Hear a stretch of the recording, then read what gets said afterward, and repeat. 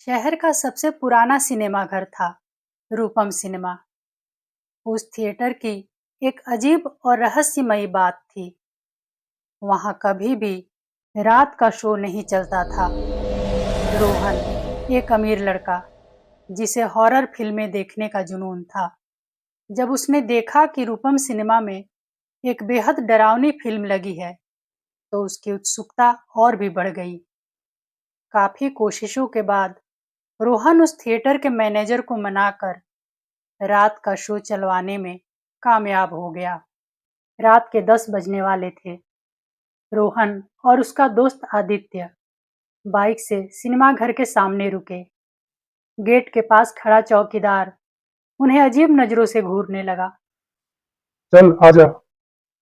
वे दरवाजे की ओर बढ़े, इस बात से बेखबर कि यह रात उनकी जिंदगी की सबसे भयानक रात होने वाली है।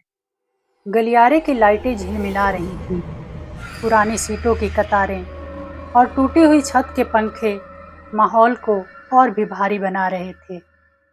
दोनों धीरे धीरे हॉल की दूसरी पंक्ति तक पहुंचे। रोहन ने थोड़े जोश में कहा, भाई, पूरे हॉल में सिर्फ हम ही अकेले हैं। मजा आएगा हॉरर मूवी का। आदित्य मुस्कुराया, लेकिन उसकी निगाहें बार बार चारों तरफ घूम रही थी, जैसे कोई और भी वहां मौजूद हो, पर दिख नहीं रहा हो। स्क्रीन पर फिल्म शुरू होने वाली थी, लेकिन उस सन्नाटे में आदित्य को हर सेकंड और भी भारी लगने लगा। प्रोजेक्टर की आवाज गूंजते ही स्क्रीन पर रोशनी पड़ी। पूरा हॉल अचानक नीली सफेद रोशनी से भर गया। दोनों आराम से अपनी सीट पर बैठ गए, लेकिन जैसे ही फिल्म शुरू हुई, उन्हें अपने आसपास अजीब आवाजें सुनाई देने लगी। चलते कदमों की आहट और सीटों की हल्की चरमराहट, जैसे और भी लोग वहां आकर पीछे की कतारों में बैठ रहे हों। दोनों ने झटके से मुड़कर देखा। पीछे सिर्फ खाली कुर्सियां, अंधेरा और सन्नाटा था। फिर उनकी निगाहें वापस स्क्रीन पर टिक गई, लेकिन दोनों के चेहरे पर बेचैनी साफ झलक रही थी। पूरा हॉल प्रोजेक्टर की रोशनी में और भी भयानक लगने लगा था। कुछ देर बाद फिल्म का सीन रुक रुक कर चलने लगा। स्क्रीन पर एक अजीब सी धुंधली आकृति दिखाई दी, जो फिल्म का हिस्सा नहीं लग रही थी। ऐसा लगा मानो वह आकृति स्क्रीन से बाहर निकल आई और अगले ही पल हवा में गायब हो गई। रोहन और आदित्य डरकर खुद में सिमटने लगे। उनका दिल तेजी से धड़कने लगा था। रोहन, क्या तूने कुछ देखा? हाँ, पर क्या था वो? रोहन ने अपनी सांसों पर काबू पाते हुए कहा। आदित्य धीरे से उठा। यहाँ से चलते हैं। रोहन ने उसका हाथ पकड़ लिया। पागल है क्या? बैठ, मूवी देख कर चलेंगे। रोहन को डर कर भागना मंजूर नहीं था। धीरे धीरे सब कुछ नॉर्मल लगने लगा और दोनों फिल्म के डर और सस्पेंस में खोते गए। सीन चल रहा था।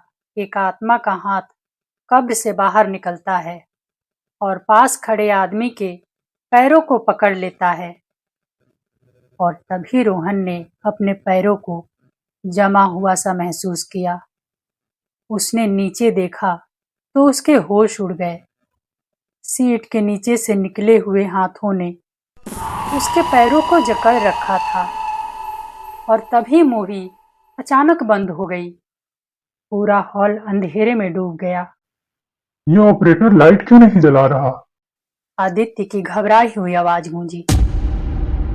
उसे चारों तरफ सीटों पर बैठे बहुत सारे लोगों की धुंधली परछाइयां नजर आने लगी। आदित्य के आगे वाली सीट पर बैठे एक आदमी की गर्दन धीरे धीरे मुड़ी और पूरी तरह पीछे हो गई। उसका चेहरा काला जला हुआ और बेहद ही भयानक था। यह दृश्य देखते ही आदित्य की चीख निकल गई। वह डर के मारे उठ खड़ा हुआ। रोहन, चल भाग जल्दी। उसने रोहन को पकड़ना चाहा, लेकिन उसका हाथ रोहन के शरीर के आर पार हो गया। आदित्य सुन्न पड़ गया। रोहन ने उसकी ओर देखकर नीचे इशारा किया। आदित्य की नजरें नीचे गई तो उसके पसीने छूट गए। वहां रोहन का मृत शरीर पड़ा था। उसकी आंखें पूरी तरह खुली हुई थी। रोहन की आत्मा के चेहरे पर कोई भाव नहीं था। आदित्य के दिमाग ने काम करना बंद कर दिया। उसे समझ नहीं आ रहा था कि ये सब क्या और क्यों हो रहा है। अचानक तेज चीखें गूंजने लगी और देखते ही देखते वहां मौजूद लोगों के चेहरे साफ दिखाई देने लगे।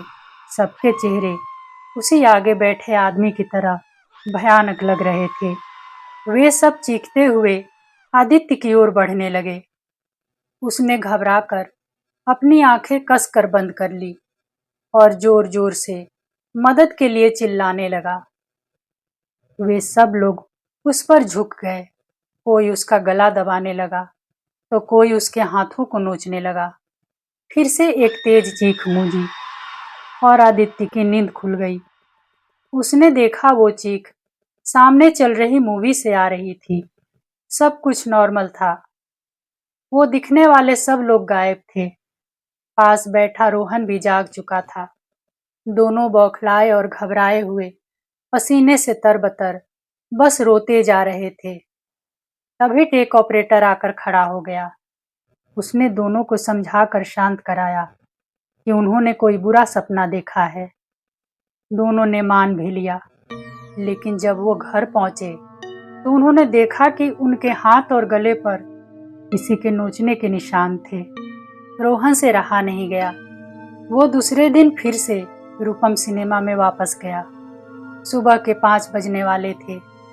अक्सर उस सिनेमा के बाहर एक बूढ़ा आदमी झाड़ू लगाया करता था। रोहन ने जाकर उससे बात की और पूरा किस्सा बताया तो वह सफाई वाला सब कुछ समझ गया। उसने रोहन को बताया कि कुछ साल पहले उस हॉल में करीब 50-60 लोग रात का एक शो देख रहे थे कि अचानक वहां आग लग गई, जिसकी वजह से सब लोग मारे गए। तब से माना जाता है कि उन लोगों की आत्माएं रात के समय उसी हॉल में भटकती रहती है। रोहन जान चुका था कि उस रात वो और आदित्य मौत के मुंह से बाल बाल बचे हैं।